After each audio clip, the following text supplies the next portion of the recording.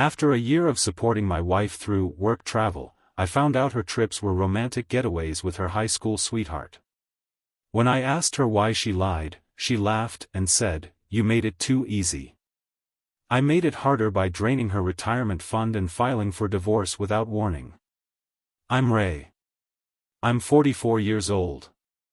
I work in HVAC out of Macon, Georgia. I've been doing it since I was 19. Long hours, dirty hands, sore knees, all of it. I never complained. Just did what I had to do. I was married to a woman named Allison for almost 12 years. At least I thought we were married. Looking back, I think I was the only one who believed in us. She worked in pharmaceutical sales, or that's what she told me. Said her job had her traveling more now that she was managing new territories. First it was once every couple of months. Then once a month. Then every couple of weeks. Toward the end, she was gone 3 or 4 nights a week. She always had a reason. Conferences, networking, client dinners, regional meetings. I didn't think much of it at the time. I trusted her. Hell, I even supported her. I drove her to the airport. I packed her bags if she was running late. I made sure the fridge was stocked when she got back because she always came home exhausted. She told me I was her rock. She used those words, my rock. And I believed her. Then one night in November, I got sick. Real sick. Couldn't keep anything down. I was lying on the bathroom floor all night, weak and shivering. I just wanted to hear her voice. She said she was in Charlotte at a sales conference. I called. No answer. Called again 2 hours later. Still nothing. I texted her. No reply. She didn't call me back until almost noon the next day. Claimed her phone had died and she forgot her charger. Said she felt bad about missing my calls. I wanted to believe her. I really did. But something didn't sit right. I couldn't shake it. The next time she had a trip scheduled, I logged into our bank account. I never used to do that unless I needed to pay a bill or check the credit card. We had a system, I handled the big stuff, she handled the day-to-day. But I needed to see something. She said she was in Raleigh. I looked for hotel charges. I found one, but it wasn't in Raleigh. It was a bed and breakfast in Savannah. Not a chain. Not the kind of place you book for business. I looked it up. It had wine tastings. Fireplaces. Couples massages. I sat there for a long time staring at the screen. My stomach dropped. My first thought was, no, it's probably a mistake. Maybe the company booked it. But then I kept looking. And I kept finding more. Atlanta. Charleston. Athens. Every single time she said she was in one city, she was actually in another. And the places weren't hotels, they were cabins, boutique inns, private rentals. She never once mentioned any of these. I wanted to confront her. I almost did. But something told me not to. Not yet. Instead, I decided to track everything. Every charge. Every trip. Every time she left, I followed her financial trail. I took screenshots. I printed statements. I matched dates and times. It was all there. Right in front of me. Like she didn't even care about covering her tracks. Then came the ring. I found the receipt in her purse. I wasn't even snooping. She asked me to grab her wallet while we were out shopping and the receipt just fell out. It was for a diamond ring. Custom setting. Bought in Athens. 2 weeks earlier. That was the same weekend she said she was in Atlanta for a team summit. I knew then. I didn't need proof anymore. I had it. All of it. But I still didn't confront her. I followed her next trip. She packed like she always did. Told me she'd be back Sunday night. Kissed me on the cheek and said, "Love you." I told her to have a safe trip. Then I got in my cousin's old pickup and followed her. She didn't see me. She was too busy texting while driving. Smiling down at her phone like a teenager. She didn't go north toward Atlanta like she said. She drove south. To Athens. I parked a block away and watched her walk up to a little white rental house with green shutters and a swing on the porch. A man answered the door. Taller than me. Darker hair. He looked like he had a gym membership and a spray tan. She hugged him like she hadn't seen him in years. They kissed like they'd done it 1,000 times. Then they went inside. I sat in that truck until the sun went down. I didn't cry. I didn't scream. I didn't hit the steering wheel like they do in movies.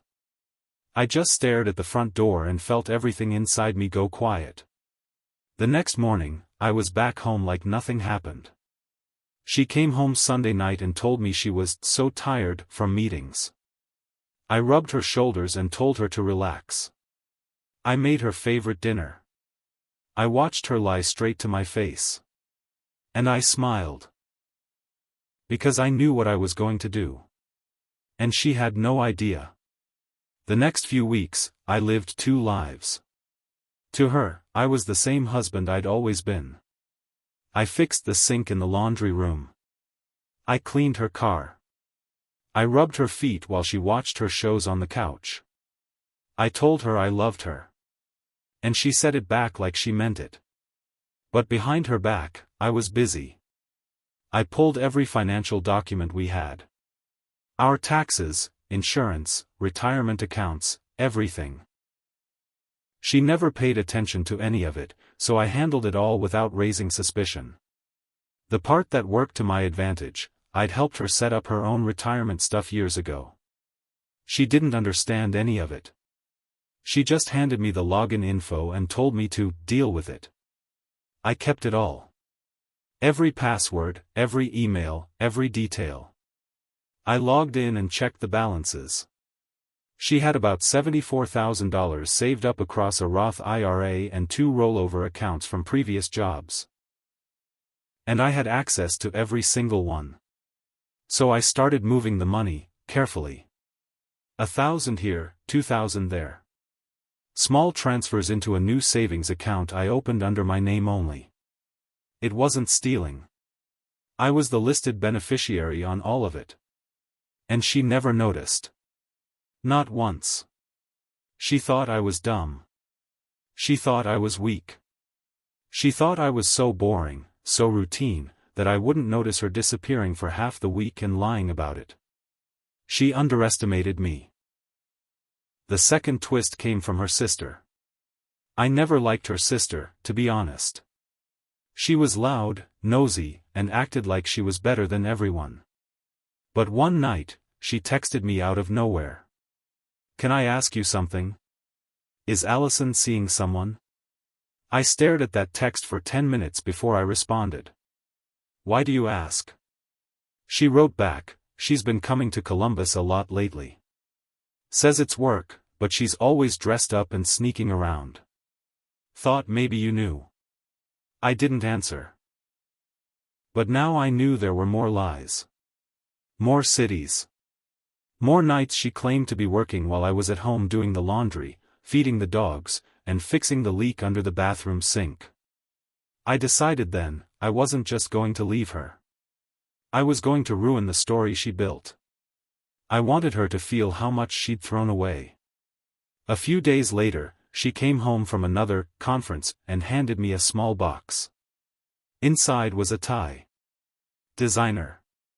Way too expensive for our budget. I looked at her and said, "What's this for?" She smiled and said, "For being so supportive. You're the best." I almost laughed. The same night, while she was in the shower, I went through her bag. She had a burner phone. Not a second work phone. Not something she ever mentioned. A full-on burner. Cheap Android model, hidden in a side pocket with a backup charger. I turned it on and it was unlocked. What I saw made me sick. Texts. Photos. Voice notes. His name was Trevor. They met in high school. Reconnected at her reunion 2 years ago.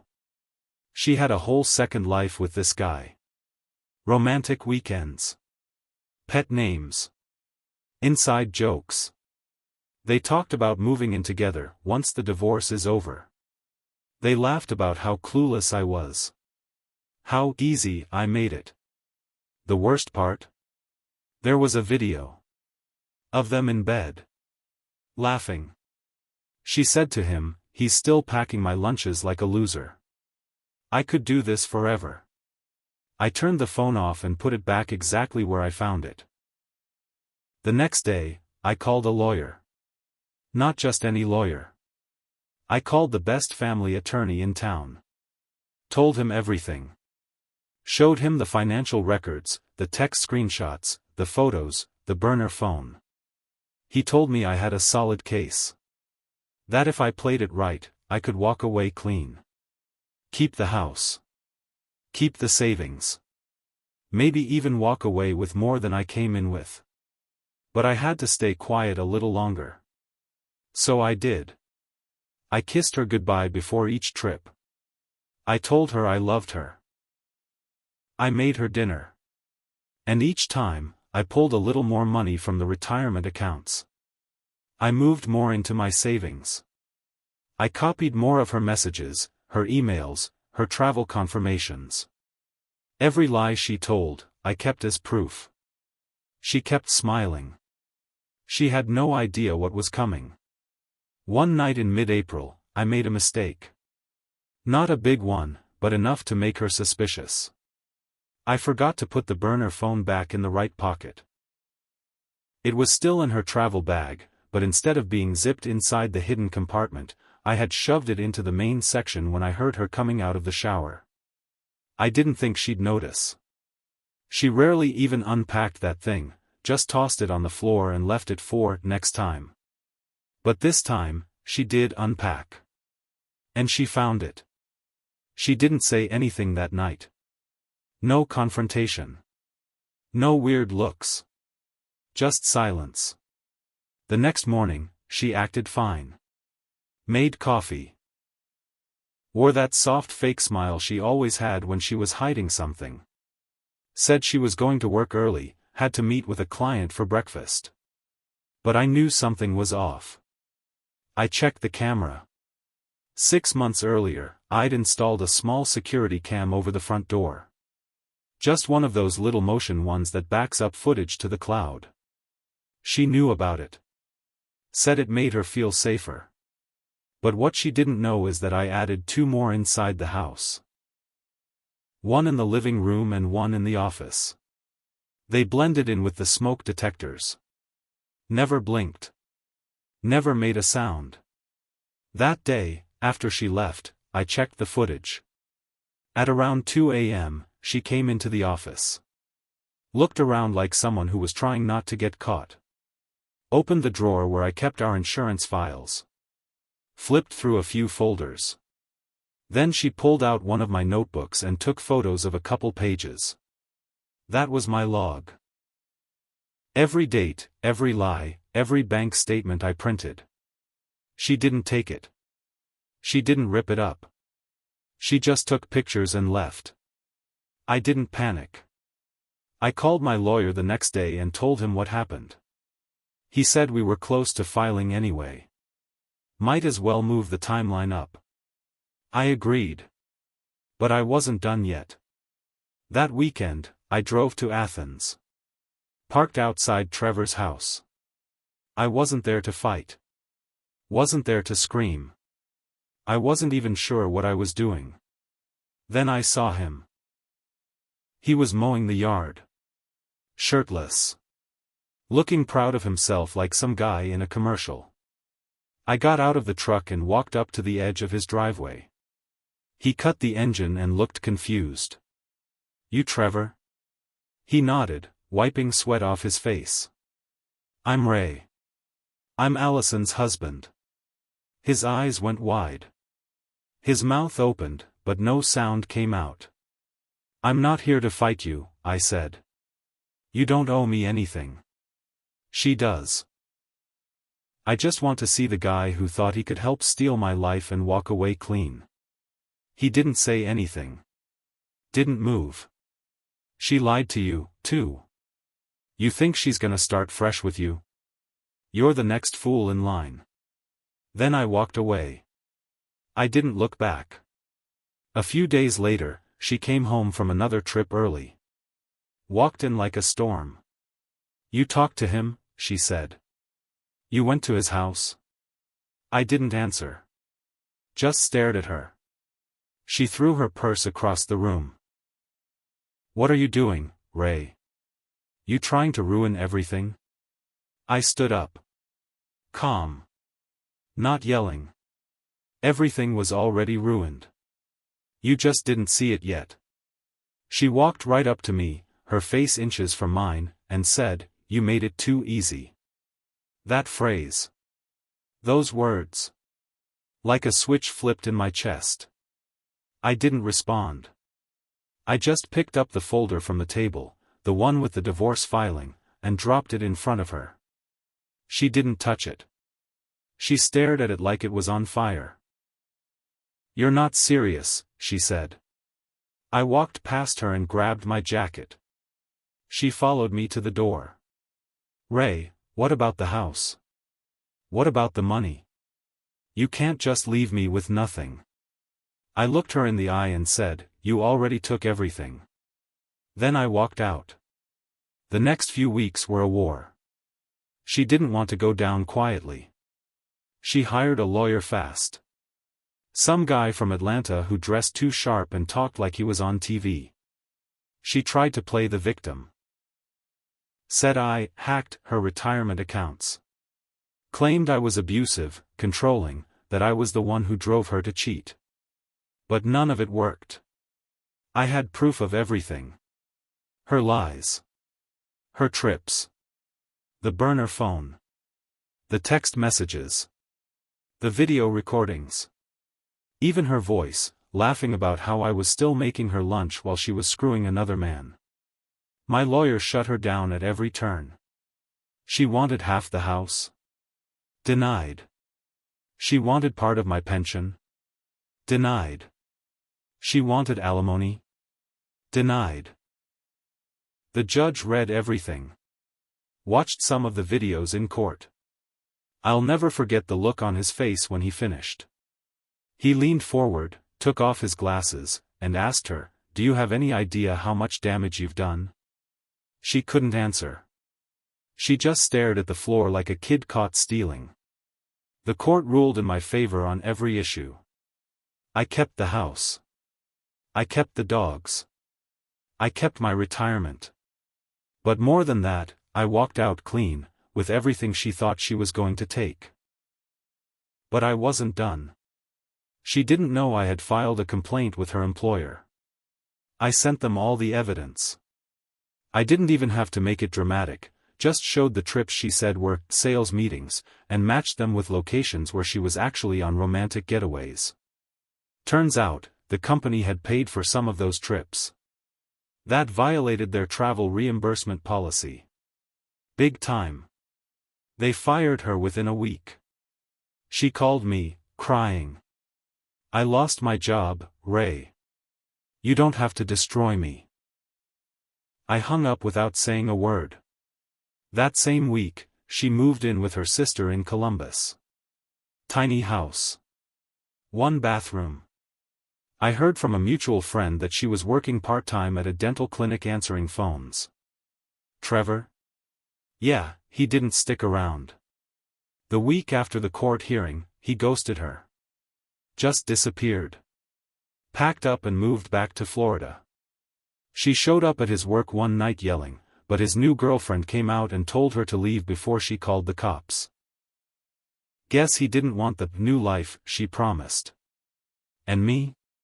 Well, I took a little time to figure myself out. Spent a few nights on the lake. Drank some beer. Sat in silence and stared at the water. I started therapy, too. Real therapy. Not some feel-good session. A real one where someone told me I had been used. Gaslight. Lied to over and over by someone who saw me as a doormat. It hurt like hell to admit it, but it helped. 6 months later, I bought a used fishing boat. Started spending weekends on the water. Met new people. Made peace with what I lost, and what I gained. One afternoon, I got a call from her old number. I answered out of curiosity. It was her. "You win," she said. Her voice sounded hollow. "I didn't win," I said. "You lost." She was quiet. Then said, "I miss you sometimes." I laughed. "I miss the man I was before you turned me into someone who had to do what I did." She tried to say something else, but I hung up. Blocked the number. Now, every time I mow the yard or sit on the porch with my dogs, I think about how close I was to staying with her. To forgiving her. To being that blind fool who kept making her lunch while she slept with someone else. She told me I made it too easy. So I made it hard. Hard enough that she'll remember it for the rest of her life. And that's my peace. That's my revenge. The slow kind. The sharp kind. The kind you don't see coming until it's already done.